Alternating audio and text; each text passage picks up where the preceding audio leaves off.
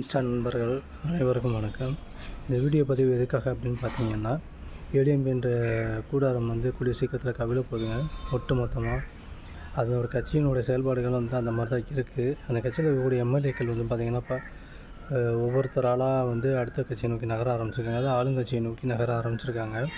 இதில் ரீசெண்டாக நகர்ந்தவர் யாருன்னு பார்த்தீங்கன்னா, கரூர் எம்எல்ஏ விஜயபாஸ்கர் தாங்க. இதுக்கடுத்து நிறைய எம்எல்ஏக்கள் அந்த பக்கம் தாவி போகிறதுக்கான வாய்ப்பு அதிகமாக இருப்பதாக அரசியல் வட்டாரங்களில் தெளிவாக சொல்கிறாங்க. இது மட்டும் கிடையாதுங்க.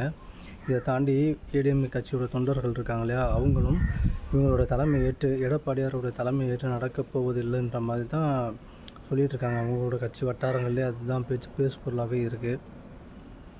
ஏன் அப்படி பண்ணுறாங்கன்னா, எடப்பாடியாரை சுத்தமாக அவர் ஒரு ஆளுமையாக ஏற்றுக்கொள்ள இவர்கள் யாருமே விரும்பலை. இத்தொடர் தோல்வியினால் இவருக்கு இந்த நிலைமை ஏற்பட்டிருக்கு. கூடிய விரைவில் ஏடிஎம்கே கூடாரம் ஒட்டுமொத்தமாக பிரித்து மேய போகிறாங்க. பொறுத்து பார்க்கலாம். எடப்பாடியார் எந்த மாதிரி முடிவு எடுக்க போகிறாருன்னு அவருக்கு மட்டும் தாங்க தெரியும். காலம் தான் அதுக்கு பதில் சொல்லுன்னு நான் நினைக்கிறேன்.